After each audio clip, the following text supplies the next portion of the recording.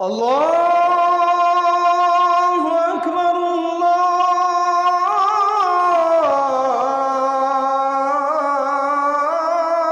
আল্লাহু আকবার। তো দোয়া করি আল্লাহ অনেকদিন বাঁচায়ও, আর রাসূল দোয়া করতেন আল্লাহ তাড়াতাড়ি নিয়ে নিও। তার কারণ কি? তার কারণ হায়াতের মধ্যে কোনো কল্যাণ নাই, কোনো বরকত নাই। কল্যাণ এবং বরকত আছে নেক হায়াতের মধ্যে, ঠিক কি না? হায়াত পাইলেই তো হবে না রে ভাই, নেক হায়াত পাওয়া লাগবে। যেই নেক হায়াতে আমি কাজ করতে পারবো, কথা বলতে পারবো, আমার রবকে সেজদা দিতে পারবো, মানুষের জন্য কাজ করতে পারবো, এমন হায়াত পাইলেই না লাভ আছে, ঠিক কি না? রাসূলের জন্য দোয়া করতেন, মানুষের কাঁধে ভর দিয়ে অভাগার মতো বসে থাকবো, এমন দিন আসার আগে তুমি দুনিয়া থেকে আমাকে নিয়ে যেও। অথচ আমার ভাই, ক্ষমতা বড় পিচ্ছিল জিনিস।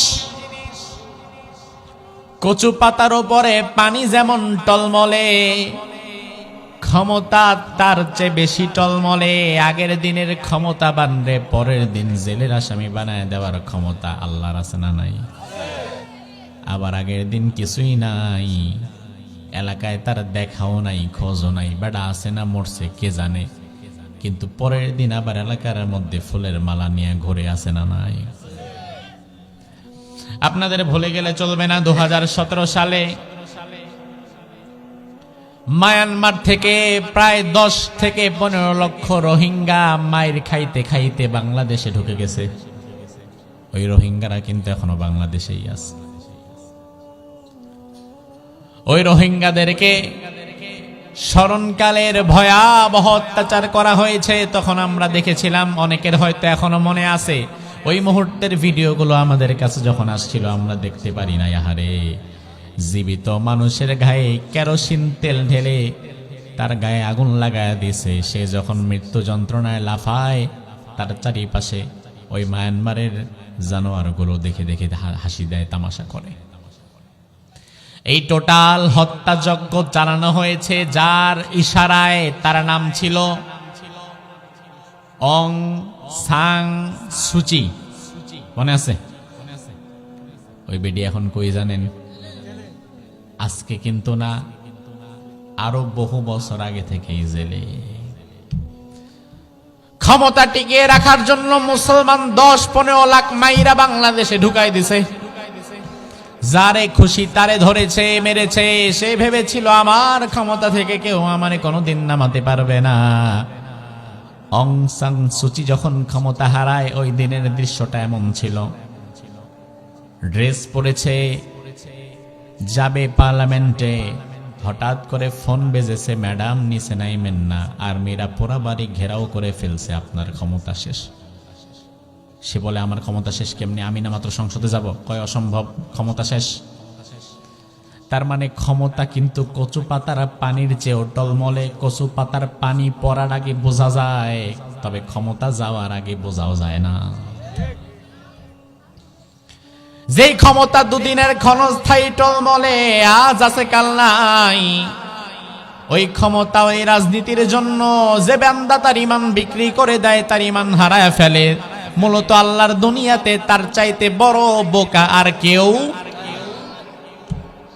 সে আল্লাহ বলছেন, বান্দা তাবারাকাল্লাযী বিয়াদিহিল মুলক, সুমহান সেই সত্তা যার হাতে সকল ক্ষমতা। তাইলে আমার ভাইয়েরা জবাব দেন, সকল ক্ষমতার মালিক কে? আল্লাহ। সকল ক্ষমতার মালিক আল্লাহ, কথা ঠিক, তবে সকল ক্ষমতার উৎস কিন্তু জনগণ, ঠিক? ওরে বাবা, ও মিয়া বুঝেন না কেন? মালিক যে উৎস, তো সে উৎস মানে কি? মূল। মূল উৎস যদি মূল হয়, তাইলে ক্ষমতার মূল কি জনগণ হয় না আল্লাহ হয়? আমার আল্লাহ কোরআনের মধ্যে বললেন, কুলিল্লাহুম্মা মালিকাল মুলকি তুতিল মুলকা মান তাশা ওয়া তানজিউল মুলকা মিম্মান তাশা ওয়া তুইজ্জু মান তাশা ওয়া তুযিল্লু মান তাশা। ও নবী, আপনি বলে দেন, কুলিল্লাহুম্মা মালিকাল মুলক, আমি আল্লাহ সব ক্ষমতার বড় ক্ষমতাবান। আমি আল্লাহ যাকে চাই তারে ক্ষমতা দেই, আবার যারে চাই না তারে ক্ষমতা থেকে নামায়া দেই। আমি আল্লাহ যাকে চাই তারে সম্মান দেই, আবার যারে চাই না তারে বেইজ্জতি করে দেই, তাইলে ক্ষমতার উৎস কি জনগণ নাকি আল্লাহ? কিন্তু প্রথমবার অনেকে হো হো করছেন, মাথা নাড়ছেন। আমার ভাই, বিষয়টা কি? তার কারণ হচ্ছে সকল ক্ষমতার উৎস জনগণ। এই সস্তা কথা রাজনীতির মাঠে মুখরোচক। কিছুদিন পরে রাজনীতির বড় বড় সমাবেশ হবে। আপনি বলবেন, হুজুর কি রাজনীতির ওয়াজ করতেছেন নাকি? আমি বলবো অসম্ভব, আমি তো নিজে রাজনীতির সাথে সম্পৃক্ত নই, আমি তো আপনার এলাকায় ভোটে দাঁড়াচ্ছি না। তবে হ্যাঁ, আমি কোরআনের তাফসীর থেকে আপনাকে ঈমান যেন না ভাঙ্গে এমন কিছু কথা বলে দিয়ে যাই। কারণ আপনার রাজনীতি, আপনার ক্ষমতা, আপনার টাকা পয়সা সব দুনিয়াতে থেকে যাবে, কবরের মধ্যে যাবে ঈমান। যেটা কবরের মধ্যে যাবে সেই ঈমানের যত্ন নেওয়া লাগবে। আমার দেশের মানুষ অনেকে রাজনীতি করতে গিয়া ঈমান হারায় ফেলে, নিজে জানেও না। কিছু কিছু কাজের দ্বারা ঈমান ভেঙে যায়, আবার কিছু কিছু কথার দ্বারা ঈমান ভেঙে যায়, আবার কিছু কিছু চিন্তার দ্বারাও ঈমান ভেঙে যায়। আমরা তো মনে করি ঈমান যেহেতু একবার জীবনে আনছি, আবার ভাঙ্গে কেমনে? অথচ ঈমান যে ক্ষণে ক্ষণে ভাঙ্গে এটা মানুষ জানেও না। আল্লাহর হাবিব হাদিসের মধ্যে বললেন, জাদ্দিদু ঈমানাকুম, ও উম্মতেরা, শেষ জামানায় তোমরা নিজেদের ঈমানকে নবায়ন করে নিবা, বারবার ঈমান আনবা। তার কারণ কি? তার কারণ হচ্ছে ইন্না বাইনা ইয়াদাই সাআতি ফিতানান কাকিতাইল লাইলিল মুযলিম ইউসবিহুর রাজুলু ফিহা মুমিনান ওয়া ইউমসি কাফিরা ওয়া ইউমসি মুমিনান ওয়া ইউসবিহু কাফিরা। আল্লাহর হাবিব বললেন, এমন এক জামানা কিয়ামতের আগে আসবে, ওই জামানায় সকালবেলা ঈমানদার থাকবে, সন্ধ্যাবেলায় বেঈমান হয়ে যাবে। আবার সন্ধ্যাবেলায় ঈমানদার থাকবে, হয়তো সকালবেলা বেঈমান হয়ে যাবে। এমন জামানা কি 100 বছর পরে আসবে নাকি চলছে? মানুষ কোন কোন কাজে ঈমান ভাঙে তা জানবেও না, টেরও পাবে না। আমাদের বাংলাদেশে একটি সম্প্রদায় আছে, তাদের নাম হচ্ছে কাদিয়ানী সম্প্রদায়। নাম শুনছেন জীবনে? কাদিয়ানী, আহমদিয়া মুসলিম জামাত। আমার ভাই, যারা জেনে থাকবেন তারা জবাব দেন, কাদিয়ানী যারা হয় তারা কি ঈমানদার না কাফের? জানেন তো কাদিয়ানী কি ঈমান না কাফের? কাদিয়ানী বিশ্বনবীকে শেষ নবী হিসাবে মানে না। অথচ আমাদের নবী শুধু নবী না, শুধু সেরা নবী না, আমাদের নবী শেষ নবী। জোরে কোন, আমাদের নবী কি নবী? আমাদের নবীর পরে কিয়ামতের আগ পর্যন্ত দুনিয়া থেকে আর কোন নবী আসবে? কেউ যদি দাবি করে নবীর পরে আরেকজন নবী এসেছে, তাইলে ওই লোকটা ঈমানদার না, সে কি কাফের। তার কারণ কোরআনের মধ্যে আল্লাহ বললেন, মা কানা মুহাম্মাদুন আবা আহাদিম মির রিজালিকুম ওয়ালাকির রাসূলুল্লাহি ওয়া খাতামান নাবিয়্যিন। ও দুনিয়া মানুষ, শুনে নাও, তোমাদের কোন পুরুষ ব্যক্তির পিতা আমার নবী নয়। ওয়ালাকির রাসূলুল্লাহ, আমার নবী হচ্ছে আমি আল্লাহর রাসূল। ওয়া খাতামান নাবিয়্যিন, এবং আমার নবী হচ্ছে শেষ নবী। খাতাম মানে শেষ। আমরা বলি না খতম করে দেব, খতম মানে শেষ। আল্লাহ বললেন আমার নবী খাতামান নাবিয়্যিন, শেষ নবী। তাইলে ভারী কোটার ভাইরা জবাব দেন, আমাদের নবী কি শুধু নবী না শেষ নবী? কাদিয়ানী যারা হয় তারা কিন্তু নবীরে নবী হিসাবেও মানে, আমাদের নবীকে তারা নবী হিসাবেও মানে, আমাদের মতো নামাজও তারা পড়ে। আমাদের কোরআন কাদিয়ানীদের কোরআন এক, আমাদের নামাজের সাথেও তাদের কোনো অমিল নাই। ঢাকার বকশীবাজারে তাদের মসজিদ আছে, আমি নিজে গিয়ে দেখেছি। আমাদের সাথে তাদের নামাজ এক, জামা কাপড় এক, লেবাস এক, টুপিদারি জুব্বা এক, সব আমল আমাদের সাথে মিলে। একটা জায়গায় ভেজাল করেছে, তারা শুধু বলেছে রাসূলের পরে আরো অনেক নবী হবে, আমাদের গোলাম আহমদ কাদিয়ানী হচ্ছে রাসূলের পরে আরেকজন ছোটখাটো নবী। তারা কিন্তু কোরআনে কারীমের 6666টা আয়াত অস্বীকার করে নাই, শুধুমাত্র একটা আয়াত, তাও পুরা একটা আয়াত অস্বীকার করে নাই। ওই একটা আয়াতের একটা শব্দ যেখানে আল্লাহ বলেছেন শেষ নবী, তারা নবীও মানে শেষ, এই একটা শব্দ মানে না। এবার আপনি জবাব দেন, কোরআনে কারীমের একটা শব্দ যদি কেউ অস্বীকার করে, সে কি ঈমানদার না কাফের? কেউ যদি একটা আয়াত করে তাইলে সেও, তাইলে যে পুরা কোরআন করে তাইলে সেও। এখন কে ছোট কাফের আর কে বড় কাফের? আপনি মনে করবেন তাহলে যে একটা শব্দ স্বীকার করছে এমন ছোট কাফের না। কুফুরি একটা করলেও যা, দুইটা করলেও তা, হাজারটা করলেও তা, কারণ কুফুরির পরিণতি কিন্তু জাহান্নাম। বেলুন ফুটা করার জন্য একজন সুই ঢুকাইছে একটা, আরেকজন ঢুকাইছে 10টা, রেজাল্ট কিন্তু একই। 10টা যে ঢুকাইছে তার বেলুনেও হাওয়া নাই, আবার একটা যে ঢুকাইছে তার বেলুনেও হাওয়া নাই। ঈমান ভাঙার জন্য কেউ কুফরি করছে 10টা, 50টা, 100টা, 1000টা, আবার কেউ কুফরি করছে একটা, রেজাল্ট কিন্তু এক, ঈমান নাই। কুফরি মানে কি? কুফর মানে অস্বীকার। যেমন কাদিয়ানি কোরআনের সব মানে, ইসলামের সব মানে, শুধুমাত্র শেষ নবী এই শেষ শব্দটা তারা মানে না। এই একটা শব্দ অস্বীকার করার দ্বারা ফতোয়াটা আপনারাই দেন, কাদিয়ানি কি ঈমানদার না কাফের? দুনিয়ার কোন মাসলাকের মাযহাবের কোন আলেম ওলামা কারো দ্বিমত নাই। যে মাসলাকের যে মাযহাবের যে ধরনের আলিমই হয় না কেন, এক বাক্যে বলে দেয় কাদিয়ানি কাফের, কারণ কোরআনে কারিমের একটা শব্দ সে অস্বীকার করেছে। এবার আমার ভাই, যে সূরা থেকে আমরা কথা বললাম, এই সূরার প্রথম আয়াতে আল্লাহ বললেন তাবারাকাল্লাযী বিয়াদিহিল মুলক, সুমহান সেই সত্তা যার হাতে সকল ক্ষমতা। তাইলে সকল ক্ষমতা কার হাতে? সকল ক্ষমতার উৎসকে। কিছুদিন পরে কুমিল্লা জেলা হাই স্কুল মাঠে আপনার দলের সমাবেশ হবে। ঢাকা থেকে বিরাট নেতা এসে বক্তব্য দিবে, ভাইরা আমার আগামী নির্বাচনে কাজ করা লাগবে, জনগণের পাশে থাকা লাগবে, জনগণ চাহিত সরকার আমরা গঠন করব। আপনি ওই নেতার দলের কর্মী, কোনো সমস্যা নাই। রাজনৈতিকভাবে আপনি যে কোনো দল করেন, কোনো সমস্যা নাই। নেতার কথায় সায় দেন, তাতেও সমস্যা নাই, কারণ নেতা এই পর্যন্ত একটাও খারাপ কথা বলে নাই। কিন্তু আপনার নেতা সব বক্তব্যের শেষে হঠাৎ বলে উঠল, জনগণ আমাদের সাথে থাকলে আমরাই সরকার গঠন করব, তার কারণ জনগণই সকল ক্ষমতার উৎস। এই কথা বলে যখন নেতা বক্তব্য শেষ করে, কর্মী হিসাবে আপনি তখন হাততালি দেন, নেতার বক্তব্যে সমর্থন করেন। কিন্তু ঈমানদার হিসাবে ওই জায়গায় আপনার থেমে যাওয়া দরকার ছিল। নেতার কথা যতটা সময় পর্যন্ত ভালো ছিল আপনি তার সাথে ছিলেন, অসুবিধা নাই। কিন্তু নেতা যখন বলল সকল ক্ষমতার উৎস জনগণ, সরাসরি সূরা মুলকের প্রথম আয়াত বিরোধী কথা। আল্লাহ বললেন তাবারাকাল্লাযী বিয়াদিহিল মুলক, ক্ষমতার মালিক আমি, উৎস আমি। আর তোমার নেতা বলে উৎস নাকি জনগণ।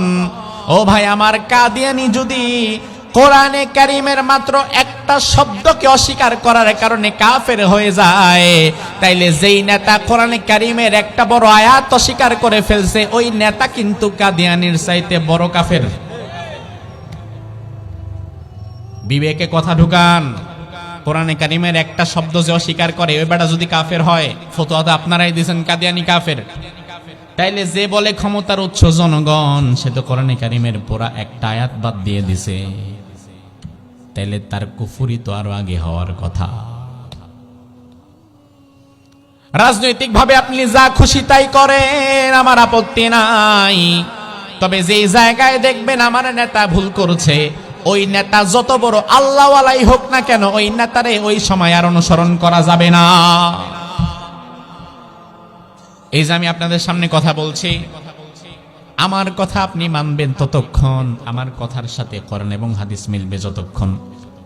যদি আমার কথার সাথে দেখেন যে কোরআন বলে এইটা, হুজুর আপনি কইছেন আরেকটা, কোরআন বলে হালাল খাও, হুজুর আপনি কইছেন হারাম খাইতে, অবশ্যই আপনার কথা মানব না। আমাদের কথা গ্রহণ করার মাপকাঠি কোনো হুজুর না, কোনো ইমাম না। আমাদের কথা গ্রহণ করার মাপকাঠি হবে কোরআন এবং হাদিস। আসলেও আমরা কোরআন হাদিস ছাড়া কাউকে মানিও না, আল্লাহ রাসূল ছাড়া আমরা কাউকে অনুসরণ করিও না। সে আল্লাহ রাব্বুল আলামিন বলছেন, বান্দা তাবারাকাল্লাযী বিয়াদিহিল মুলক, সুমহান সেই সত্তা যার হাতে সকল ক্ষমতা। তাইলে সকল ক্ষমতা কার হাতে? আল্লাহ বললেন ওয়া হুয়া আলা কুল্লি শাইইন কাদির, আমি আল্লাহ তাআলা দুনিয়ার সব কিছুর উপরে পূর্ণ ক্ষমতাবান। দুনিয়ার কোন মানুষ সব কিছুর উপরে পূর্ণ ক্ষমতাবান নয়। বর্তমান বাংলাদেশে ডক্টর ইউনূসের ক্ষমতা টেকনাফ থেকে তেতুলিয়া পর্যন্ত চলবে, তবে ডক্টর ইউনূসের ক্ষমতা পাকিস্তানে চলবে না, কারণ পাকিস্তানের প্রশাসন ভিন্ন। আবার পাকিস্তানের প্রধানমন্ত্রী ক্ষমতা পাকিস্তানের গণ্ডিতে চলবে, ভারতে চলবে না।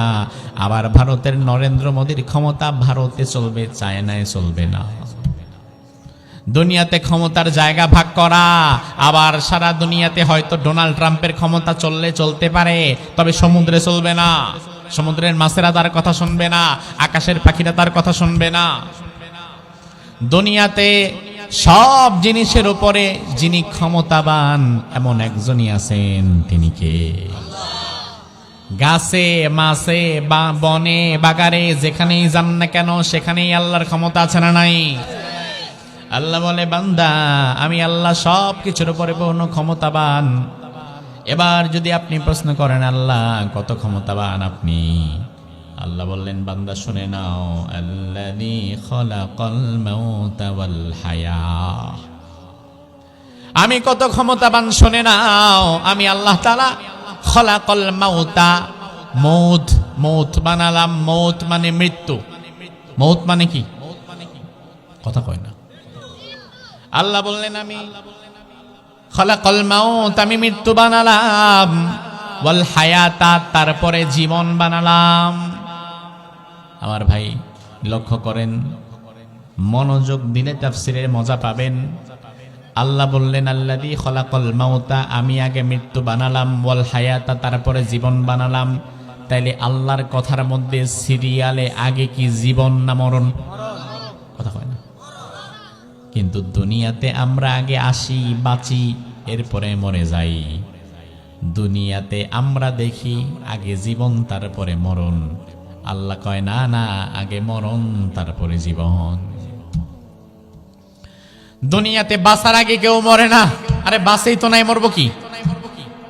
কিন্তু আল্লাহ বললেন আল্লাযী খালাকাল মাউতা ওয়াল হায়া, আমি আগে মরণ বানালাম তারপরে জীবন বানালাম। তাইলে আল্লাহর কথার মধ্যে একটা রহস্য আছে না নাই? ফিআলুল হাকিম লা ইয়াখলু আনিল হিকমা, তিনি মহা কোনো কাজ প্রজ্ঞার বাহিরে নয়। আল্লাহ বললেন আমি আগে মরণ বানালাম, তার কারণ কি? বিশ্বনবী হাদিসের মধ্যে বললেন ইয়াবাতুল্লাহু ইলাইহি মালাকান বিআরবা'i কালিমাত ফায়ুকতাবু আমালুহু ওয়া আজালুহু ওয়া রিজকুহু ওয়া শাকিয়্যুন আম সাঈদ থুম্মা ইউনফাকু ফীহির রূহ। আল্লাহ রাব্বুল আলামিন মাতৃগর্ভে যখন কোনো মানুষের স্ট্রাকচার তৈরি হয়ে যায়, ৪৩ দিনের মধ্য দিয়ে মাতৃগর্ভে একজন মানুষের পূর্ণ অবয়ব তৈরি হয়ে যায়।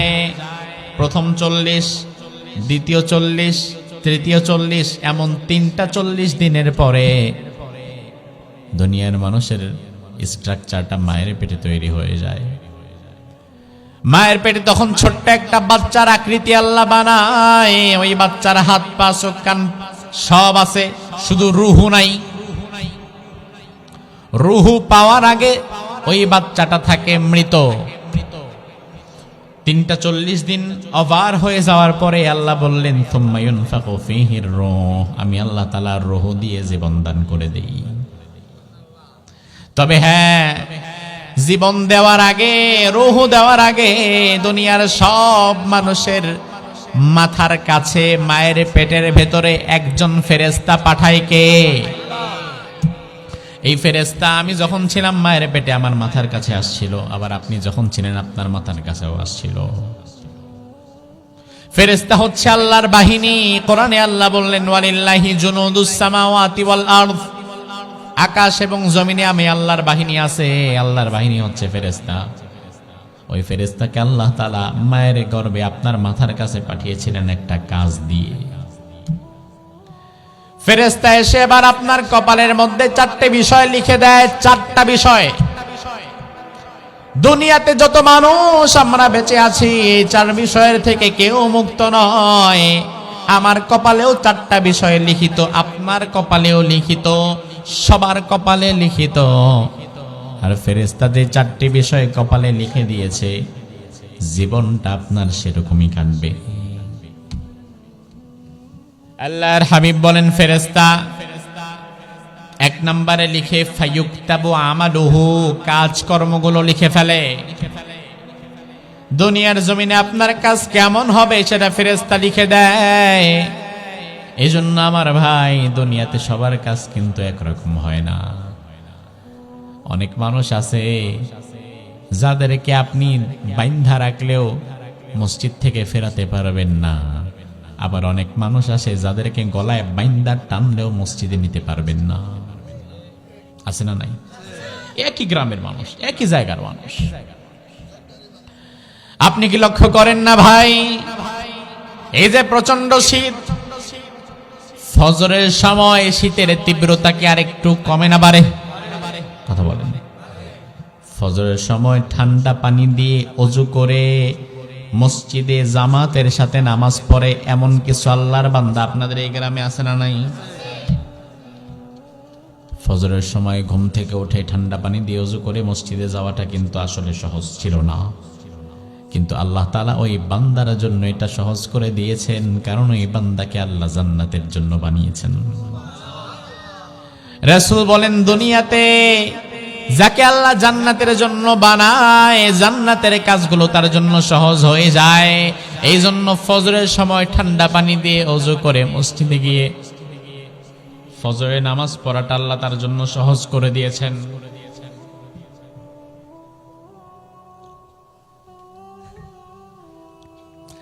আবার ফজরের নামাজে আপনি যাকে পেলেন, ওই চাচাকে বা ওই ভাইকে, ওই মুসল্লিটাকে আপনি যদি 500 টাকা দিয়ে বলেন, অমুক জায়গায় আজকে জেমস আসবে, গায়িকা নায়িকারা আসবে, কনসার্ট হবে, তুমি গিয়া একটু কনসার্টটা দেখে আসো, যাওয়া আসার ভাড়াটাও তোমারে দিয়ে দিলাম।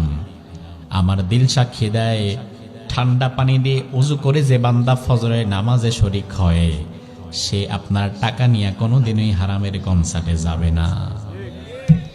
তার মানে আপনি তার টাকা দিয়েও সেখানে নিতে পারলেন না, ওই হারাম কাজটা আল্লাহ তাআলা তার জন্য কঠিন করে দিয়েছে।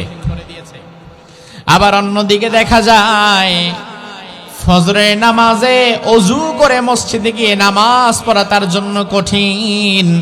পুরা শীতের 3 মাসের 90 দিনের একদিনও ফজরের নামাজ মসজিদে যায় না, পড়েও না, কাজাও পড়ে না, এমন মুসলমানও আছে না নাই?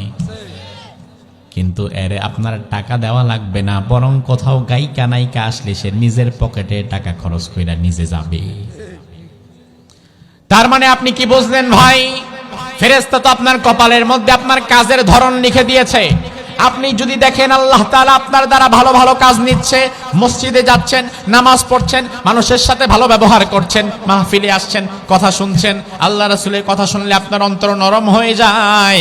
আপনি বুঝে নিবেন আপনার মালিক আপনারে বড় বেশি ভালোবাসে, আপনার মালিক আপনাকে জান্নাতের জন্যই বানিয়েছে। আর যদি দেখেন দুনিয়াতে হারাম কাজ আপনার জন্য সহজ, আপনার জন্য সিনেমা দেখা সহজ, গান শোনা সহজ, কনসার্টে যাওয়া সহজ, আপনার জন্য মাদক সেবন করা সহজ, আপনার জন্য জুয়া খেলা সহজ, আপনার জন্য পরের হক মারা সহজ, তখন বুঝে যাবেন আপনি কপাল পোড়া। আপনার কাজের ধরনই বলে দিবে আপনার গন্তব্যটা কোথায়। এজন্য আমার ভাই বিশ্বনবী বললেন, মায়ের গর্ভে রূহ দেওয়ার আগে ফেরেশতাকে আল্লাহ 4টা বিষয় কপালের মধ্যে লিখে দিতে বলে। এর মধ্যে 1 নাম্বার বিষয় এটাই হচ্ছে দুনিয়াতে আপনার চলাফেরা, কাজকর্মের ধরন। তাহলে আর বাকি থাকে কয়টা বিষয়? কথা বলেন।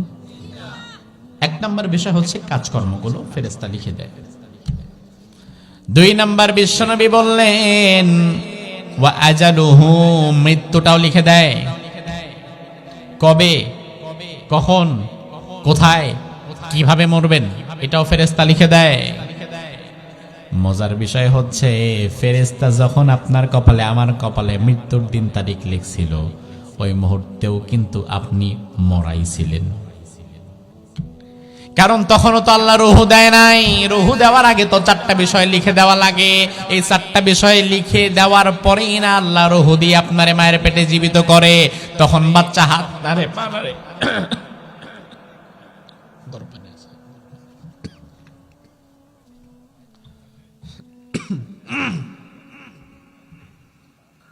দ্রুত দেন।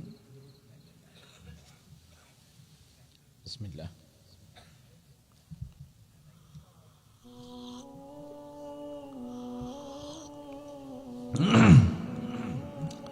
রুহু দেওয়ার পরে তো আল্লাহ রাব্বুল আলামিন বাচ্চাকে জীবিত করেন। তখন বাচ্চা হাত নাড়ে পা নাড়ে। এর আগ পর্যন্ত মায়ের গর্ভে যে জীবিত সন্তান এটা মাও টের পায় না। রুহু দেওয়ার আগে ওই মৃত অবস্থায় আল্লাহ রাব্বুল আলামিন পরবর্তী মৃত্যুর দিন তারিখটাও লিখে দেন। তাহলে আল্লাহ রাব্বুল আলামিন যখন আপনার মৃত্যুর ফয়সালা লিখে দিলেন তখন মূলত আপনি জীবিতই ছিলেন না, তখনও ছিলেন আপনি মৃত। তাহলে আল্লাহ যে সূরা মুলকের মধ্যে বললেন আমি আল্লাহ তাআলা আগে মরণ বানিয়েছি তারপরে জীবন দিয়েছি, আল্লাহর কথা কি সঠিক না ব্যাঠিক? দুনিয়াতে কে কবে কখন কোথায় মারা যাবে দুনিয়ার কেউ সেটা জানে না, সেটা জানেন কে? আল্লাহ কোরআনের মধ্যে বললেন আইনামা তাকুনু ইউদরিকুমুল মাউত ওয়ালাউ কুনতুম ফি বুরুজিম মুশাইয়াদা। মৃত্যু থেকে পালিয়ে কোনো লাভ নাই, কোনো লাভ নাই। মৃত্যু থেকে কোথায় পালিয়ে যাবা? যদি কোনো প্রাসাদ অট্টালিকার মধ্যে গিয়ে ঢুকো মালাকুল মউতের সেখানেও যাওয়ার সুযোগ আছে না নাই? অনুমতি লাগবে। সুলাইমান আলাইহিস সালাম আল্লাহর এক পয়গম্বর ছিলেন। পৃথিবীতে গোটা পৃথিবী শাসন করেছিলেন এমন একজনের নাম হচ্ছে সুলাইমান। মিন মাশারিকিল আরদ ইলা মাগারিবিহা, পৃথিবীর পূর্ব থেকে পশ্চিম দিগন্ত পর্যন্ত পুরাটা শাসন করছে সুলাইমান নবী। সুবহানাল্লাহ। এমনকি সুলাইমান নবীর কথা মাছে শুনতো, গাছে শুনতো, পাখ পাখালি শুনতো। সুলাইমান নবীর অর্ডার ফলো করত বাতাস। যেই বাতাস অক্সিজেন দেয় আমাদের, এই বাতাসও সুলাইমান নবীর কথা শুনতো। এজন্য সুলাইমান আলাইহিস সালাম কোরআনের মধ্যে আল্লাহকে বললেন, আল্লাহ যে ক্ষমতা তুমি আমারে দিছো, লা ইয়ামবাগি লিআহাদাম মিন বাদি লিআহাদিম মিন বাদি, তুমি যে ক্ষমতা আমাকে দিয়েছো আমার পরে দুনিয়াতে এই ক্ষমতা আর কাউরে দিও না, এটা খালি আমারই থাক। সুলাইমান আলাইহিস সালামের রাজ দরবারে এক মন্ত্রী ছিল, ওজির, অনেক পুরনো ওজির, বয়স হয়ে গেছে। একদিন ওজির সুলাইমান আলাইহিস সালাম পাশাপাশি বসে আছেন। একজন আগন্তুক আসছে, নতুন মেহমান। সুলাইমান আলাইহিস সালামের সাথে কি যেন কথা বললেন, কিন্তু কথা বলে সুলাইমান নবীর সাথে আর তাকায় থাকে ওজিরের দিকে। তো ওজির একটু সন্দেহ হলো, কি রে বিষয়টা তো এমন ঘাপলা লাগতেছে, কথা বলতেছে একজনের সাথে তো তার দিকেই তো তাকাবে, এখন কথা বলে ওনার দিকে আর তাকায় থাকে আমার দিকে, একটু পরে পরে আমার দিকে তাকায়, কারণ কি? ওই আগন্তুক মেহমান যাওয়ার পরে এবার ওয়াজির সুলাইমান আলাইহিস সালামকে বললেন, ও আল্লাহর পয়গম্বর সুলাইমান, বহুদিন ধরে আমি আপনার এখানে আছি। আপনার বাবা দাউদ আলাইহিস সালামের সময়ও ছিলাম, এখনো আছি। আমার আজকে জানার দরকার কে এই ব্যক্তি যে আপনার সাথে কথা বলে চলে গেল। এই রাজদের সবাই আমি চিনি, তবে এই লোকটারে চিনি না। সে আপনার সাথে কথা বলেছে, ভালো কথা, তবে বারবার আমার দিকে তাকাচ্ছিল, কারণ কি? সুলাইমান আলাইহিস সালাম বললেন, তুমি তারে চিনতে পারো নাই, কারণ যেই জ্ঞান আমার আছে ওই জ্ঞান তোমার নাই। আমি নবী, তুমি নবী না। এই লোকটি মূলত সাধারণ কোনো মানুষ না, সে মূলত মৃত্যুর ফেরেশতা মালাকুল মউত। ভিন্ন আরেকটা বিষয়ে কথা বলার জন্য আমার কাছে এসেছিলেন। উজির বলল, সুলাইমান নবী, তাইলে আপনি আমারে বাঁচান। তার কারণ যেভাবে আমার দিকে চোখ বড় বড় করে তাকাইছিল, আমার মনে হয় আমার হায়াত আর বেশি দিন নাই। কারণ আমার জায়গা তো চিনাই গেছে, বাপ মরে গেছে, পোলাপান হায় রে কান্নার কান্না। একজন মাথায় হাত দিয়ে বলে, বাবাজি এত কান্দা কি করবা, আসো কবরের দিকে নামাই তোমার বাপেরে, মরতে তো একদিন হবেই। পোলা জবাব দেয়, চাচা বাপ মরে গেছে, বাপ তো সবারই মরে যাবে, এই জন্য কাঁদি না, কাঁদি এই কারণে যে আজরাইল তো বাড়িটা চিনা গেছে, পরবর্তী তো আমাদেরও সিরিয়াল আসবে। সুলাইমান আলাইহিস সালামের কাছ থেকে মন্ত্রী ওজির বলল, আপনি আমারে বাঁচান, আমারে বাঁচান। আপনি মেহেরবানি করে বাতাসে হুকুম দেন, বাতাস যেন আমারে নিয়ে হাজার হাজার মাইল দূরে যে এমন একটা জঙ্গলে ফেলে দিয়ে আসুক, যে জঙ্গলে দুনিয়ার কোনো মানুষ কোনোদিন যায় নাই। ওই জঙ্গলে গিয়ে জঙ্গলের লতা পাতা খেয়ে আমি বাঁচবো আর আল্লাহর ইবাদত করব। তার মানে দুনিয়াতে বাঁচার ইচ্ছা সবার আছে না নাই?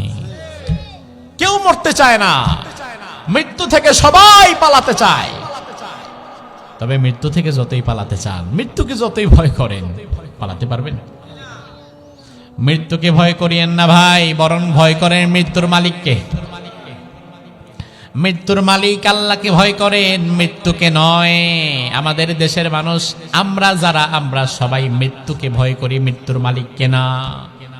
এই জন্য আপনি নিমসার বাজারে এই মুহূর্তে গিয়া যদি দুইটা ফাঁকা ফায়ার করেন, কংসনগর বাজারে গিয়া যদি দুইটা ফাঁকা গুলি করেন, সাথে সাথে দেখবেন সব দোকানদার শাটার ফালাইয়া দৌড়। মৃত্যুর ভয় আছে না নাই? কিন্তু নামাজের আজান যখন হয়, তখন আল্লাহর ভয়ে, মৃত্যুর মালিকের ভয়ে দোকানের শাটার পড়ে না। সুলাইমান আলাইহিস সালামের কাছে উজির বলল, আমারে বাঁচান, আমারে বাঁচান, আমি এত তাড়াতাড়ি মরতে চাই না। আপনার কথা বাতাস শুনে বাতাসকে হুকুম দেন, বাতাস যেন আমার অনেক দূরে নিয়ে ফেলায় দিয়ে আসে। সুলাইমান আলাইহিস সালাম বাতাসকে বললেন, বাতাস, আমার এই ওয়াজির কোনোদিন আমার কাছে কিছুই চায় নাই, আজকে যেহেতু মুখ ফুটে চেয়ে ফেলেছে, তারে উড়াইয়া হাজার হাজার মাইল দূরে এমন একটা জঙ্গলে নিয়ে নামায় দিয়ে আসবা যেখানে কোনো মানুষ কোনোদিন যায় নাই। সাথে সাথে বাতাস তারে নিয়ে গেল, হাজার হাজার মাইল দূরে অচেনা অজানা এক জঙ্গলের মধ্যে নামায়া দিল। নামায়া দিতে দেরি আর দেখে সামনে মালাকুল মউত হাজির। আপনি তো কোন সুবহানাল্লাহ, ওই বেটার তো ইন্নালিল্লাহ। মালাকুল মউতকে দেখে সে বলল, ইন্নালিল্লাহ, আমি না আপনার ডরে রাজপ্রাসাদ ছাড়লাম, এত দূর চলে এলাম আপনার ভয়ে। মালাকুল মউত বলল, আমার ভয় তুমি এখানে আসছো, আর আমি যখন আজকে সুলাইমানের সাথে কথা বলতে গেছি, ওই জায়গায় আমি যখন তোমাকে উপস্থিত থাকতে দেখেছি, তোমাকে বসে থাকতে দেখেছি, তোমার আমল নামার হায়াত মৃত্যুর খাতাটা চেক করার সময় আমি অবাক হয়ে গেলাম, আর কিছু সময় পরেই তোমার মৃত্যু লেখা ছিল। এটাও বিষয় না, কাছাকাছি তো ছিলাম, জানটা কবজ করে নিয়ে গেলে তো পারতাম, কিন্তু না, তুমি যখন মাতৃগর্ভে ছিলে, রাসূলের সেই হাদিস, ইয়াবাসুল্লাহু ইলাইহি মালাকান বিআরবাই কালিমাত, চারটা বিষয় ফেরেশতা লিখে দেয়। 1 নম্বরে আমল, 2 নম্বরে মৃত্যু। ওই সময় ফেরেশতা তোমার তাকদীরে তোমার মৃত্যুর স্থান লিখেছিল এমন এক জায়গা যেখানে দুনিয়ার কোনো মানুষ কোনোদিন আসেই নাই, আর তোমার এত দ্রুত ওই জায়গায় যাওয়ার কোনো চান্সই নাই। আমি বারবার তোমার দিকে তাকাচ্ছিলাম আর বলছিলাম, এটা কিভাবে সম্ভব, কিভাবে সম্ভব হবে এটা, এত দূরকে দূর সে এই মুহূর্তে কিভাবে যাবে। আবার মৃত্যুর ফায়সালা যখন হয়, জান কবজ তখনই হয়। আল্লাহ বললেন, ইদা জাআজালুহুম লা ইস্তাখিরুনা সাআতাও ওয়া লা ইস্তাকদিমুন। মৃত্যু যখন আসবে, 1 সেকেন্ড আগেও হবে না, পরেও হবে না, বিলম্বিত হবে না, আবার ত্বরান্বিত হবে না, জাস্ট টাইমে হবে, দেরি হবে না। আমি চিন্তা করতে লাগলাম, এত অল্প সময়ের মধ্যে এত দূরে তুমি কেমনে যাবা, কেমনে তোমার জান কবজ করব। অবশেষে আমি চিন্তা করলাম, এত কিছু হিসাব করার দরকার আমার নাই, আমি আমার সময় মতো আমার জায়গায় চলে যাই, আর তোমারে তোমার সময় মতো তোমার জায়গায় নিয়ে যাবে তোমার মৃত্যু। তোমার মৃত্যুটা রাজপ্রাসাদে ছিল না, তোমার মৃত্যু ছিল এই জঙ্গলে লিখা, যার কারণে তুমি বাঁচার জন্য যেখানে এসেছো এটাই মূলত তোমার মৃত্যুর স্থান। সুবহানাল্লাহ। আমার ভাই, আমরা কেউ যদি জানি আমাদের মৃত্যু কোথায় হবে, কখন হবে, আমাদেরকে জীবনে মাইরা ফালাইলেও সেখানে যাইতাম? অসম্ভব, সেখানে আমরা যেতাম না। আমরা অনেক সময় খবর পাই ইন্দোনেশিয়ার একটা বিমান চায়নার দিকে রওনা দিয়েছে, পথিমধ্যে ক্র্যাশ করে পড়ে গেছে সাগরের উপরে। এমন জায়গায় বিমানটা ক্র্যাশ করে পড়ে যায়, এমন মহাসাগরের ভেতরে ডুবে যায়, জীবনে আর কোনোদিন ওই বিমানের একজন মানুষের একটা জামা কাপড়েরও আর হদিস পাওয়া যায় না। ওই বিমানের যে শত শত যাত্রী, তারা যদি জানতো যে আজকে এই বিমানের ক্র্যাশ করে আমরা মরে যাব, জীবনে কোনোদিন এই বিমানের মধ্যে তারা উঠতো না। মৃত্যু এমন এক বিষয়, কখন কার সামনে চলে আসে তার কোনো ঠিক নাই, আর মৃত্যু থেকে বাঁচাও কারোর জন্য সম্ভব না। 2009 সালে একজন ব্যক্তি মারা গেল, বিখ্যাত পপ সম্রাট মাইকেল জ্যাকসন তার নাম ছিল। ওই সময়কার যারা, তারা তার নামটা জানে, মাইকেল জ্যাকসন। একই সাথে গান গাইতো, নাচতো, গিটার বাজাইতো, সব করতো একসাথে। বিখ্যাত ব্যক্তি ছিল। 2009 সালে মারা গেছে। সে যখন মারা যায় তার বয়স ছিল 50 বছর। কয় বছর? তার মানে বয়সটা আহামরি বেশি না। তার কারণ কি? তার কারণ রাসূল কিন্তু হাদিসে বলে গিয়েছেন, আমারু উম্মতি মা বাইনা 60 ইলা 70 ওয়া আকাল্লুহুম মান ইয়াজুজু আন যালিক। আমার উম্মতের মধ্যে অধিকাংশ মানুষের গড় হায়াত থাকবে 60 থেকে 70 বছর। এর মধ্যে দুনিয়ার মানুষ বিদায় হয়ে যাবে। তাইলে এই উম্মতের মানুষও কিন্তু দেখবেন 60-70 বছরের মধ্যে বিদায় হয়। এখন আর 100-150 বছর মানুষ খুব একটা বাঁচে না। কিন্তু ওই যে মাইকেল জ্যাকসন, বিখ্যাত ব্যক্তি, গোটা আমেরিকা যার জন্য পাগল, তার লাইফস্টাইল পড়ে আমি অবাক হয়ে গেলাম। তার দুনিয়াতে বাঁচার স্বপ্ন ছিল 150 বছর। কয়শো বছর? কথা কয় না। আচ্ছা, বাঁচার স্বপ্ন তো আপনার থাকতেই পারে, কিন্তু বাঁচাবার মালিক কে? হায়াত এবং মওতের মালিক কে? 150 বছর বাঁচা লাগবে। তো এজন্য অদ্ভুত অদ্ভুত কিছু কাজ সে করে গেছে যেটা কেউ করে নাই। তার চামড়ার সাথে মিলিয়ে সে একটা মাস্ক ইউজ করত, যেটা কেউ বুঝতে পারতো না, দস্তানা পড়তো। সে চিন্তা করেছিল যে এই হাত যাদের সাথে মিলাবো তাদের হাতে ব্যাকটেরিয়া থাকতে পারে, ওই ব্যাকটেরিয়া আবার আমার শরীরে আসবে, তাহলে এটা আমার শরীরে ক্ষতি হতে পারে। 150 বছর বাঁচা লাগে। কোন খাবার খাওয়ার আগে, জীবনের শেষ 25 বছর কোন খাবার খাওয়ার আগে ওই খাবারকে মেডিকেলি ল্যাবরেটরিতে নিয়ে টেস্ট করার পরে তার সামনে হাজির করা হতো, যেই খাবারে কোনো ক্ষতিকারক দিক আছে কিনা, কোনো ক্ষতিকারক দিক আছে কিনা এটাকে মেডিকেলি নিয়ে টেস্ট করা হতো। সার্বক্ষণিক তার চিকিৎসার জন্য তার নিজস্ব বাসার মধ্যে 12 জন মেডিকেল এক্সপার্ট ডক্টরদেরকে রাখা হয়েছিল। সে যেন কোনোদিন যদি বিপদে পড়ে, ধরেন হঠাৎ সুস্থ মানুষ, কিডনি একটা ড্যামেজ হয়ে গেছে, হতে পারে না? মাইকেল জ্যাকসন চিন্তা করেছিল যে হঠাৎ করে আমারও তো বিপদ আপদ হতে পারে, এই জন্য অর্গান ডোনার সিলেক্ট করে রেখেছিল, যে অর্গান ডোনাররা যে কোনো মুহূর্তে যেন টাকা পয়সা দিতে প্রস্তুত হয়ে যায়, এমন একটা অবস্থা হয়ে গেছিল। এত শত আয়োজন, কি বিষয়! আহা, মনোযোগ দেন। এত শত আয়োজন করেছে শুধুমাত্র 150 বছর বাঁচার জন্য। আমার ভাই, বাঁচাবার মালিক কে? যত চেষ্টাই করেন না কেন, আল্লাহ যে নির্ধারিত হায়াত দিয়েছে তারপরে কি আর কেউ বাঁচতে পারবেন? আমাদের বাংলাদেশের 3 বারের প্রধানমন্ত্রী দেশ নেত্রী বেগম খালেদা জিয়া অসুস্থ হয়ে আইসিইউর মধ্যে আছেন। আমরা দোয়া করি, আয় আল্লাহ, দল মত নির্বিশেষে আমরা তার জন্য দোয়া করেছি, আল্লাহ তারা যেন তাকে সুস্থতা দান করে দেয়। খালেদা জিয়া তার জীবদ্দশায় ক্ষমতায় থাকুক আর ক্ষমতায় না থাকুক, খালেদা জিয়া তার জীবদ্দশায় ইসলামকে কটাক্ষ করে সরাসরি ইসলামের সাথে অসঙ্গতিপূর্ণ এমন কোন কথা বলেছে এটা অন্তত আমার জানা নাই। এটা আপনি রাজনৈতিকভাবে যে কোনো দল করতে পারেন, ব্যক্তিগতভাবে তিনি ভদ্র, ঠিক কিনা? যার যতটুকু ভালো আছে এতটুকু স্বীকার করেন। আমার ভাই যে খালেদা জিয়া বাংলাদেশের 3 বারের প্রধানমন্ত্রী, বর্তমান যদি তিনি সুস্থ থাকেন, বেঁচে থাকেন, তাইলে আগামী 12 তারই প্রধানমন্ত্রী হওয়ার সম্ভাবনাই বেশি।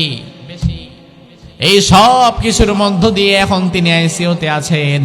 কি অবস্থায় আছেন সেটা আল্লাহই ভালো জানেন। কারণ আইসিইউ এমন এক জায়গা, সেখানে জীবিত আছে না মরা আছে এটা বোঝার উপায় থাকে না। আবার বাংলাদেশের ডাক্তাররা অধিকাংশ ক্ষেত্রে ব্যবসা করার জন্য মরা লাশটি পর্যন্ত 1 সপ্তাহ আইসিইউতের মধ্যে আটকায় রাখতে পারে। তবে আমরা তার জন্য দোয়া করি, আল্লাহ যেন তাকে সুস্থ করে দেয়। নতুন এই বাংলাদেশের এই চিত্রটা যেন তিনি দেখে যেতে পারেন, আরো কিছু কাজ যেন তিনি করতে পারেন। তবে আমার ভাই, দোয়া করার সময় সাবধান। শুধু হায়াত দেন, হায়াত দেন, খালেদা জিয়ার হায়াত দেন, এই দোয়া কইরেন না। বরং দোয়া করা লাগবে আল্লাহ যেন তার নেক হায়াত দেয়। হায়াত আর নেক হায়াত এক না। হায়াত মানে বাইসা থাকলে হায়াত। কিন্তু দুনিয়াতে এমনও দেখেছি, এমন অনেক মানুষ আছে যারা এত কষ্টের মধ্যে বাঁচে, ওই বাঁচার চাইতে মরে যাওয়াটাই ভালো। ঘরের মধ্যে শুয়ে বিছনায় পেশাব পায়খানা করে ভরায় দেয়, উঠতেও পারে না, বসতেও পারে না, খাইতেও পারে না, নাক দিয়া নল ঢুকায় দেয়। গত 2 মাস আগে আমি সিঙ্গাপুর থেকে আসছিলাম মাহফিল করে। সিঙ্গাপুরের চাঙ্গি এয়ারপোর্টে বসে আছি, 6 ঘন্টার ফ্লাইট ডিলে। হঠাৎ আমি দেখলাম বাংলাদেশের এক বিজনেস ম্যাগনেট, বিরাট বড় এক কোম্পানির এমডি, অবস্থা হতাশাজনক। হাঁটতেও পারে না, কথাও বলতে পারে না, মুখটা বাঁকা হয়ে গেছে, প্যারালাইজড হয়ে, নাকের মধ্য দিয়ে নল ঢুকায় রাখছে। নিজের হুইল চেয়ার ছেড়ে নিজের দাঁড়াতেও পারে না, কথাটাও বলতে পারে না। ওই চূড়ান্ত অবস্থায় বেঁচে থাকার চাইতে কিন্তু মরে যাওয়াটাই ভালো। ওই মানুষটা নিজে মৃত্যুর প্রহর গুনতে থাকে। আবার বিশ্বনবী হাদিসের মধ্যে দোয়াও করে গিয়েছেন, আল্লাহুম্মা ইন্নী আউযু বিকা মিন আন উরাদ্দা ইলা আরযালিল উমর। আল্লাহর হাবিব দোয়া করে বলেছেন, আল্লাহ, জীবনের দ্বার প্রান্তে পৌঁছার আগে তুমি আমার দুনিয়া থেকে নিয়ে নিও। আমরা তো দোয়া করি আল্লাহ অনেক দিন বাঁচায়ো, আর রাসূল দোয়া করতেন আল্লাহ তাড়াতাড়ি নিয়ে নিও। তার কারণ কি? তার কারণ হায়াতের মধ্যে কোনো কল্যাণ নাই, কোনো বরকত নাই। কল্যাণ এবং বরকত আছে নেক হায়াতের মধ্যে, ঠিক কি না? হায়াত পাইলেই তো হবে না রে ভাই, নেক হায়াত পাওয়া লাগবে। যেই নেক হায়াতে আমি কাজ করতে পারবো, কথা বলতে পারবো, আমার রবকে সেজদা দিতে পারবো, মানুষের জন্য কাজ করতে পারবো, এমন হায়াত পাইলেই না লাভ আছে, ঠিক কি না? রাসূলের জন্য দোয়া করতেন, মানুষের কাঁধে ভর দিয়ে অভাগার মতো বসে থাকবো, এমন দিন আসার আগে তুমি দুনিয়া থেকে আমাকে নিয়ে যেও। আমার ভাই লক্ষ্য করেন, এই যে মাইকেল জ্যাকসন 150 বছর বাঁচার জন্য এত হিসাব কিতাব করে চললেন, হিসাব কিতাব করে খেলেন, হিসাব কিতাব করে মানুষের সাথে হাত মিলালেন। এত কিছু হওয়ার পরেও 2009 সালে মাত্র 50 বছর বয়সে কিন্তু তার বিদায় নিয়ে যাওয়া লাগছে। তার মানে কি বুঝলেন?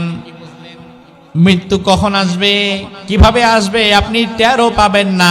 যত বাইসাই চলেন আর বাইসাই খান, মৃত্যু কিন্তু আসবেই। হায়াত যেটা আছে এটা শেষ হলে দুনিয়া থেকে আপনাকে বিদায় নেওয়া লাগবেই।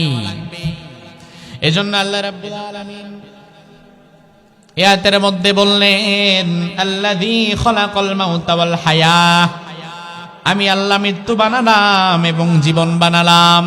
তাদের কপালের কাছে এসে 4টা বিষয়ের মধ্যে 1 নম্বরে লিখে দেয় আমাদের কাজকর্মগুলো কেমন হবে, 2 নম্বরে লিখে দেয় আমাদের হায়াত মৌতের অবস্থা, মৃত্যু কখন হবে, আর 3 নম্বরে লিখে ওয়ারিজকুহু, দুনিয়াতে আমরা কতটা সময় বাঁচবো, কতটুকু রিজিক পাবো। রিজিক নিয়ে দুনিয়াতে আপনার আমার কত টেনশন, কত চিন্তা, আগামী বছর কয় টাকা উপার্জন করব, কি খাবো না খাবো, কত টেনশন। অথচ দুনিয়াতে আপনি কি পরিমাণ রিজিক গ্রহণ করবেন সেটা দুনিয়াতে আপনি আসার আগেই কিন্তু আপনার আল্লাহ আপনার কপালে ফিক্সড করে দিয়েছেন। আল্লাহ রাব্বুল আলামিন কপালের মধ্যে যেটা লিখলেন, দুনিয়াতে আসার পরে এখান থেকে 1 পয়সা বাড়বেও না কমবেও না। রিজিক আর রিজকু মাকসুম, রিজিক ফিক্সড হয়ে গেছে। এখন আপনার সময় মতো আপনার কাছে রিজিক পৌঁছে দিবেন কে? আল্লাহ কোরআনের মধ্যে বললেন, ওয়ামা মিন দাব্বাতিন ফিল আরদি ইল্লা আলাল্লাহি রিজকুহা। আমি আল্লাহ রাব্বুল আলামিন জমিনে যত বিচরণশীল প্রাণী রয়েছে সব প্রাণীর রিজিক আমি আল্লাহ দেই। কে দেয়? আল্লাহ তাআলা রিজিক দেয়। মূসা আলাইহিস সালাম একদিন আল্লাহরে বলে, আল্লাহ সব প্রাণীর রিজিক তুমি দাও, এটা কি সম্ভব? আপনারা কি বলেন, এটা কি সম্ভব না অসম্ভব? শুধু মানুষ না, সব প্রাণী, এমনকি ওই যে গর্তের পিপিলিকা। দুনিয়ার কোনো মানুষ পিঁপড়ার খাবার দেয় না, কিন্তু পিঁপড়ার খাবার যিনি দেয় তিনি কি? এমন অনেক প্রাণী আছে যেই প্রাণী আপনি দেখেনই না, আছে না নাই? ওর খাওয়া লাগে না, কে দেয়? মূসা আলাইহিস সালাম বলে, আল্লাহ সব প্রাণীর রিজিক কেমনে দাও আমার বুঝে আসে না। আল্লাহ রাব্বুল আলামিন বলে, ও মূসা, ওই পাহাড়ের কাছে চলে যাও, হাতের মধ্যে লাঠিটা নাও। মূসা আলাইহিস সালাম তার লাঠি নিয়ে পাহাড়ের কাছে চলে গেলেন। যাওয়ার পরে দেখলেন সামনে একটা পাথর খণ্ড পড়ে আছে, পাথর। আল্লাহ বললেন, বাড়ি দাও, পাথরটা ভাঙো। মূসা আলাইহিস সালাম বাড়ি দিয়ে পাথরটা ভেঙে ফেললেন। ভাঙার পরে দেখে এই বড় পাথরের ভেতরে আরেকটা পাথর, সুবহানাল্লাহ, আরেকটা ছোট পাথর। আল্লাহ বললেন, ও মূসা 2 নাম্বার পাথরটা ভাঙো। মূসা আলাইহিস সালাম 2 নাম্বার পাথরটাও বাড়ি দিলেন। দেখে 2 নাম্বার পাথর ভেঙে যাওয়ার পরে ভেতরে আরেকটা ছোট পাথর। আচ্ছা, এটাও ভাঙো, 3 নাম্বারটা ভাঙো। মূসা আলাইহিস সালাম আবার বাড়ি দিলেন, 3 নাম্বার পাথরটা ভাঙছে। এবার আল্লাহ বললেন, এই মূসা লক্ষ্য করো, তাকাও। মূসা আলাইহিস সালাম 3 নাম্বার পাথরের ভাঙা টুকরাটা চোখের কাছে নিয়ে দেখে ছোট্ট একটা পোকা। ওই পোকার বাসস্থানটা ছিল 3য় পাথরের ভেতরে, আর ওই পোকার মুখে 1 দানা খাবার। তাফসীর থেকে বলছি, ওই পোকার মুখে 1 দানা খাবার। মূসার চোখে পানি চলে এলো, আল্লাহ এটা কিভাবে সম্ভব? আল্লাহ কয়, মূসা এই প্রকারও ভাষা আছে, এই পোকা কথা বলে, তুমি বুঝো না। দুনিয়াতে যত প্রাণীকুল আছে, যত প্রাণী আছে, সব প্রাণীরা জিকির করে কার? শুধু আমরাই জিকির করি না। হাতি, ঘোড়া, বাঘ, ভাল্লুক, গর্তের পিপিলিকা, সমুদ্রের মাছ যা আছে সব জিকির করে কার? আল্লাহ কোরআনের মধ্যে বললেন, তুসাব্বিহু লাহুস সামাওয়াতুস সামাউ ওয়াল আরদু ওয়া মান ফিহিন। আকাশে এবং জমিনে যা আছে সব আমি আল্লাহর জিকির করে। ওয়া ইম মিন শাইইন ইল্লা ইউসাব্বিহু বিহামদিহি ওয়ালাকিন লা তাফকাহুনা তাসবিহাহুম। তবে ওই প্রাণীদের জিকিরের ভাষা বোঝার মতো ক্ষমতা তোমার কানে আমি আল্লাহ দেই নাই। পিপিলিকা জিকির করে, কথা সত্য। আপনার ঘরের নিচে ঘর খুঁড়লে যে সাপ আসবে, কেঁচো আসবে, ব্যাঙ আসবে, এই সব আল্লাহর জিকির করে। আপনি বলবেন, হুজুর কোনোদিন তো শুনলাম না। আরে ভাই, ওইটা বোঝার মতো ক্ষমতা তো আপনার কানের নাই। আপনি এয়ারপোর্টে দাঁড়িয়ে আছেন, মালয়েশিয়া থেকে আপনার ভাই আসবে, রিসিভ করতে গেছেন কুমিল্লা থেকে। এয়ারপোর্টের সামনে দাঁড়িয়ে আছেন, এমন সময় দেখলেন 2 জন চাইনিজ একে অপরের সাথে কথা বলছে। চাইনিজদের ভাষা বুঝেন, চ্যাং সুং প্যাং পুং। এখন 2 জন 2 জনের সাথে কথা বলছে, লম্বা সময় কথা বলছে। আপনি পাশেই আছেন, এই উপরে আসেন। অনেক কষ্ট করছে এই মাহফিলগুলো আয়োজনের জন্য। আমার ভাই 2 জন চাইনিজ কথা বলছে, আপনি 1 ঘন্টা 2 জন চাইনিজের পাশে দাঁড়ায় শুনলেন। 1 ঘন্টা শোনার পরেও একটা কথাও কি আপনি বুঝলেন? কথা কয় না। আবার কুমিল্লার মানুষ যে কোনোদিন কক্সবাজারে যায় নাই, জীবনের প্রথম কক্সবাজারে যাওয়ার পরে কক্সবাজারের আঞ্চলিক ভাষা শুনে দেখবেন নিজের ভাষা বলে যাবেন। এত কঠিন ভাষা। বাদা কম আসুননি, বাদা খড়ে কক্সবাজারের ভাষা। আমরা বলি না ভাই কই, বাদা খড়ে কক্সবাজারের ভাষা। আগা নাই মাথা নাই, কিচ্ছু বুঝতেন না। আমার ভাই, দুনিয়ার মানুষ যদি একই দেশে থাকার পরে একজনের ভাষা আর একজন না বুঝে, বাঙালি যদি চাইনিজের ভাষা না বুঝে, মানুষ হয়ে যদি মানুষের ভাষাই বুঝতে না পারো, তাইলে মানুষ হইয়া পশু পাখির জিকিরের ভাষা বুঝবা কেমনে? তার মানে বোঝা যাবে না, কিন্তু জিকির যে করে তাতে কোনো সন্দেহ। আল্লাহ বলেন, মুসা, এই পশু পাখির ভাষা বোঝার ক্ষমতা তোমারে দেই নাই, তবে আজকে সাময়িক সময়ের জন্য ক্ষমতা দিয়ে দেবে। এই পোকাটা এই দানা খাবারটা খাচ্ছে আর কি বিড়বিড় করে বলছে, তুমি কানের কাছে নাও। মূসা আলাইহিস সালাম কানের কাছে পোকাটাকে নিলেন। এবার মূসা আলাইহিস সালাম অবাক হয়ে গেলেন। পোকাটা বলছে, সুবহানা মান ইয়ারানি ওয়া ইয়াসমাউ কালামি ওয়া ইয়ারযুকুনি ওয়া লা ইয়ানসানি। সুবহানাল্লাহ। কোন পোকাটা বলছে, সুবহানা মান ইয়ারানি, আমার যে রব আমারে সার্বক্ষণিক দেখে রাখেন। 3টা পাথরের ভেতরে আমার অবস্থান, আমার রব আমারে তাও দেখেন, দেখেন না? ওয়া ইয়াসমাউ কালামি, আমি আমার রবকে যা বলি, আমার রব এই 3টা পাথরের ভেতরে আমার অবস্থান, আমার রব তাও শুনেন। ওয়া ইয়ারযুকুনি, আমার রব 3টা পাথরের ভেতরে আমারে রিজিক দেন। ওয়ালা ইয়ানসানি, আমার রব আমি ছোট্ট পোকাটারেও ভোলে না। সুবহানাল্লাহ। আমার ভাই, তাইলে আল্লাহ যে বললেন আমি সব পশু পাখি সহকারে জমিনে বিচরণশীল সব প্রাণীর রিজিকের দায়িত্ব আমার, আল্লাহর কথা কি সঠিক না ব্যাঠিক? আপনি হারাম খাবেন কেন? কেন হারাম খাবেন? কেন সুদ খাবেন? কেন ঘুষ খাবেন? কেন অন্যের সম্পদ আত্মসাৎ করে খাবেন? বনের জমি আত্মসাৎ করে খায় ফলাইছে এমন হাজী সাহেব ভাই আমাদের সমাজে আছে না নাই? নামাজ কালাম ঠিকই পরে, কপালে দাগও আছে, অথচ বাপ মারা গেছে 25 বছর 30 বছর, বনের জমিটারে বোঝায় দেয় না, জমি চাইলেই কয় আর কোনোদিন বাড়িতে আসবি না। আরেকজনের জমি খায়া করবাটা কি? কার জন্য দুনিয়াতে তুমি সম্পদ কামাবা? তুমি যে তোমার পরবর্তী প্রজন্মের জন্য এই সম্পদ হারাম ভাবে কামিয়ে রেখে যাচ্ছ, দুনিয়ার মানুষ এত কৃতজ্ঞ, তোমার মৃত্যুর কিছুদিন পরে দুনিয়ার মানুষ তোমার নামটাও মনে রাখবে না, এমনকি তোমার আত্মীয়রাও না। কথা কি ঠিক কিনা? আজকে 2025, আজ থেকে 200 বছর আগে ছিল 1825। ওই 1825 সালে এই অঞ্চলে থাকতো আমাদের দাদার দাদারা। 200 বছরের মধ্যে প্রতি 100 বছরে 4টা জেনারেশন বিদায় নেয়। আমার বয়স যখন 22, 23, 24, আমার বাবা আমারে বিয়ে করাইছে, 25 বছরে আমি বাবা হয়েছি, আমার সন্তান হয়েছে, তাহলে 25 বছরে আরেকটা প্রজন্ম দুনিয়াতে আসছে। প্রতি 25 বছরে এক একটা প্রজন্মের পরিবর্তন হয়। 200 বছরে তাইলে 8টা প্রজন্ম পরিবর্তন হয়ে গেছে। ধরেন 200 বছর আগে আপনার দাদার দাদা ছিল এই জায়গায়, আজকে ভারী কোঠায় আপনার বাড়ি। 200 বছর আগে এখানে আপনার দাদার দাদা হয়তো জমি কিনে বাড়ি করছিল। পৈতৃক সূত্রে ওই জায়গা, ওই জমি, ওই সম্পদ পাইছে আপনার দাদার বাবা, সেখান থেকে পাইছে দাদা, সেখান থেকে আপনার বাবা, বাবার সূত্রে এবার আপনি। আমার ভাই, আপনার বাবার নাম কি বলতে পারবেন সবাই?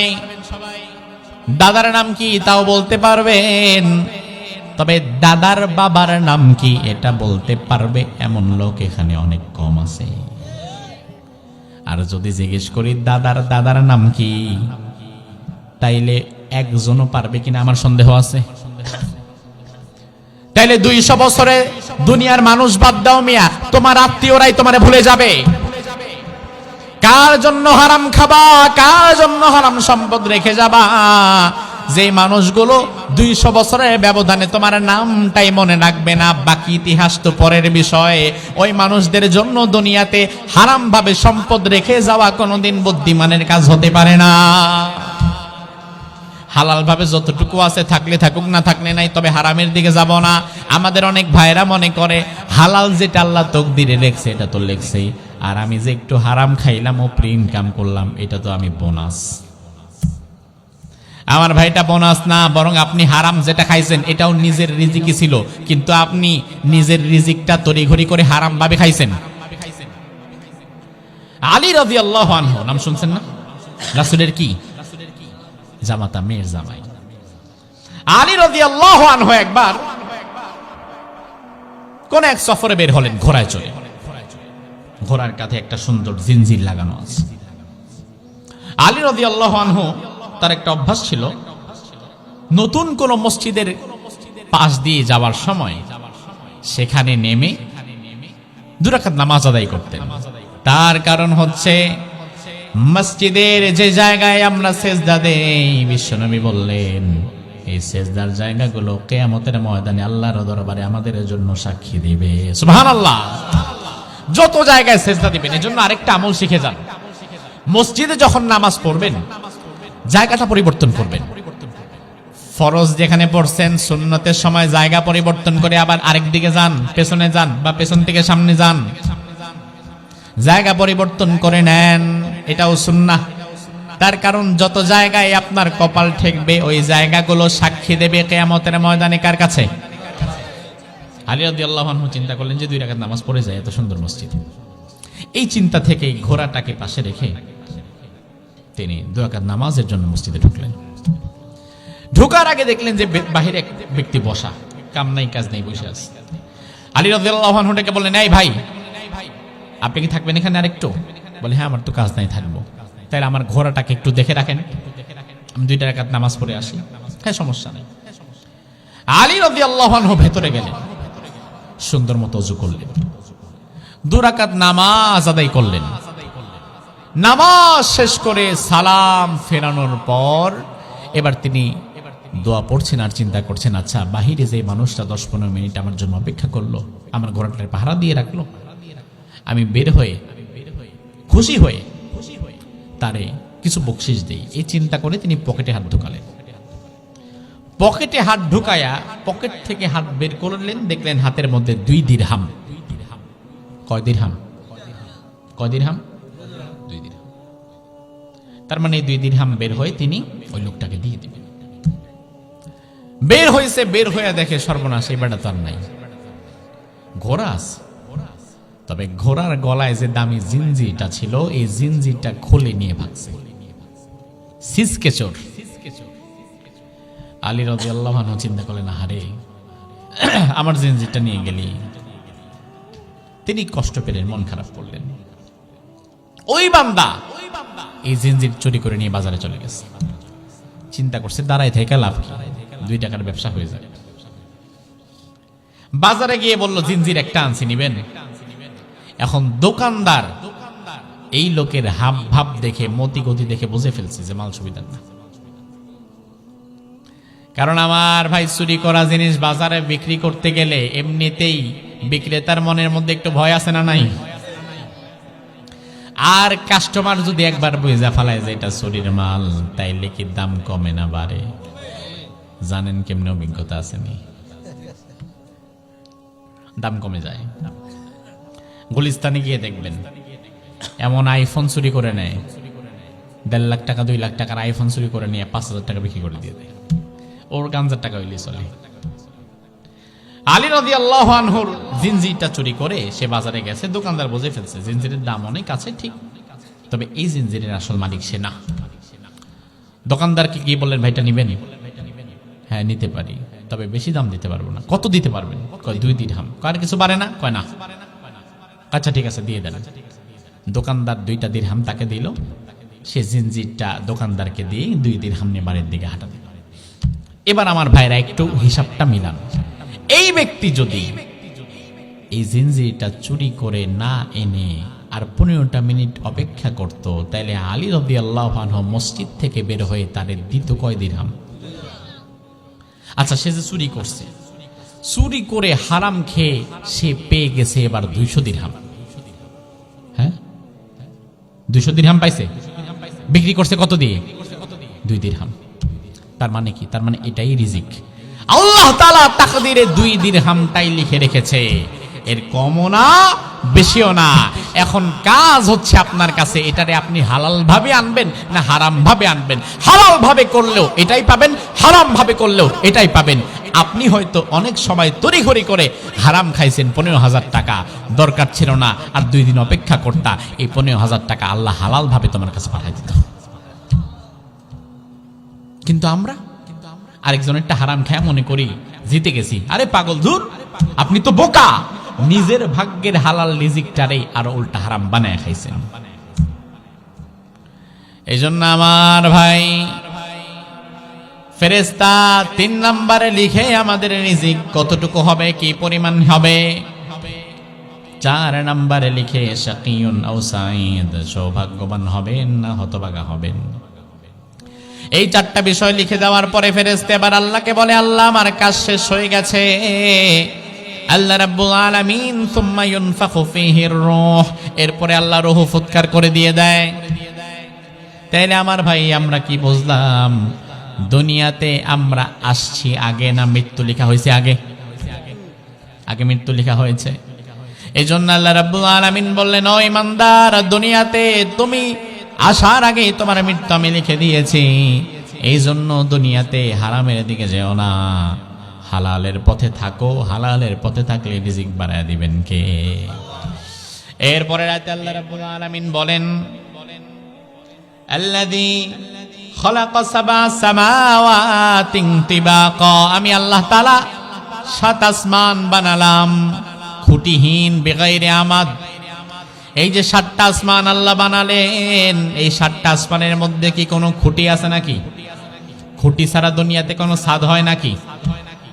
এই যে ছোট্ট একটা প্যান্ডেল, এই প্যান্ডেলের মধ্যে দেখেন কতগুলা খুঁটি। খুঁটি ছাড়া প্যান্ডেল জীবনে টিকবে?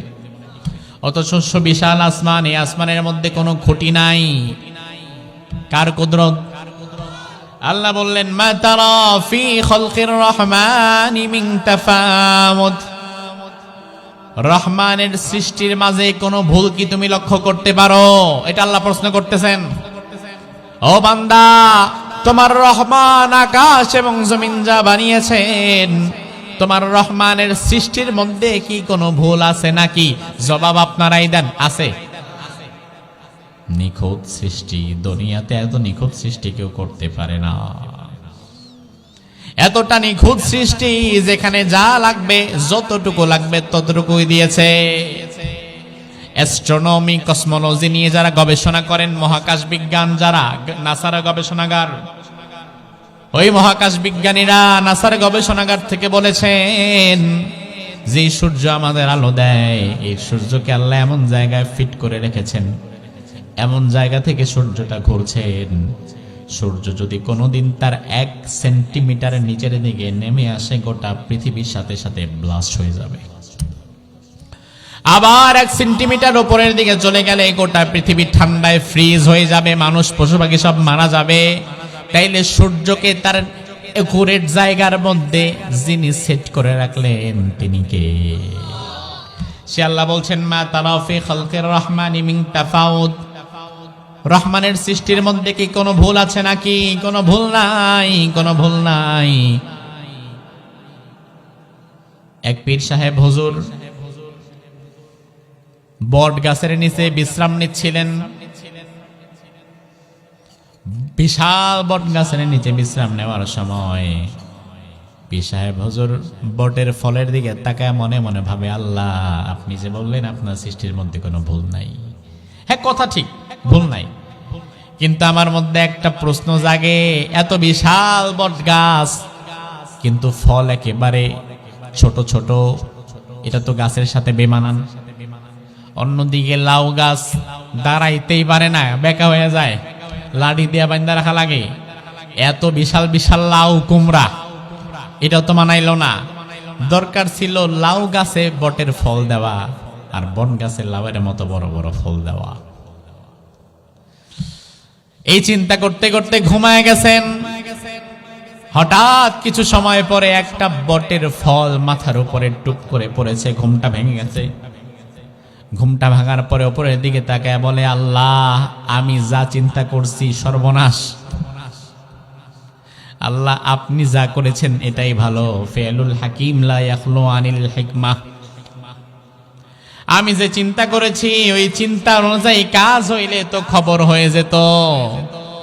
তার কারণ আমি চিন্তা করেছিলাম বটের গাছটা যত বিশাল, ফলটা যদি এইরকমই হয়, তাইলে আজকে ওই বটের ফলটা মাথার উপরে পড়লে আমার মাথাটা আর মাথার জায়গায় থাকতো না। বট গাছ বিশাল হবে, ছায়াদাল হবে, বট গাছের নিচে পথিকাশ্রয় নিবে, মুসাফির ঘুমাবে, বিশ্রাম করবে। এটা জানেন কে? লাউ গাছের নিচে কোনোদিন দেখবেন না কোনো পাগল গিয়ে শুয়ে থাকে, কিন্তু বট গাছের নিচে এখনো মানুষ বসে থাকে, বিশ্রাম করে, কথা বলে। আল্লাহ রাব্বুল আলামিন ভালো করেই জানেন লাউ গাছের নিচে কেউ আসবে না, এই জন্য লাউয়ের ফলটা বানাইছেন বড়, আর বট গাছের নিচে সবাই আসবে, এই জন্য বটের ফলটারে বানায় দিছেন ছোট ছোট। তাহলে আমার আল্লাহ যে আয়াতের মধ্যে বললেন আমি আল্লাহর সৃষ্টিতে কি কোনো ভুল আছে নাকি? আছে। আল্লাহ তাআলার সৃষ্টির মধ্যে কোনো ভুল নাই। সে আল্লাহ রাব্বুল আলামিন বলে, বান্দা আমি সব ক্ষমতার মালিক, আমি আল্লাহ ছাড়া কোনো ক্ষমতাবান নাই, আমি আল্লাহ সবকিছুর উপরে পূর্ণ ক্ষমতাবান। আমি আল্লাহ জীবন বানালাম, মরণ বানালাম, কেন বানালাম? লিয়াবলুয়াকুম আইয়ুকুম আহসানু আমালা, এই জন্য বানালাম। আমি আল্লাহ দেখতে চাই তোমরা কে কত বেশি ভালো কাজ করতে পারো, নেক আমলের দিকে কে কত বেশি ধাবিত হতে পারো, এটা আমি আল্লাহ দেখতে চাই। এই জন্য হায়াত এবং মউত বানালাম। আর দুনিয়ার মানুষ এবং হায়াত, এই হায়াতটা পেয়ে নেক আমলের প্রতিযোগিতা বেশি করে না বদামলের? বদামলের। ওই যে আগেই বললাম আল্লাহ তাআলা তাকে জান্নাতের জন্য বানিয়েছেন, জান্নাতের কাজগুলো তার জন্য সহজ করে দিয়েছেন। জাহান্নামের জন্য যাকে বানিয়েছেন, জাহান্নামের কাজগুলো তার জন্য সহজ করে দিয়েছেন। আল্লাহ সুবহানাহু ওয়া তাআলা আমাদের সকলকে জান্নাতে যাওয়ার জন্য যেই কাজগুলো করা দরকার সেই কাজগুলো করার তৌফিক দান করুক। আমরা বলি আমিন। হাদা মা ইনদি ওয়াল ইলমু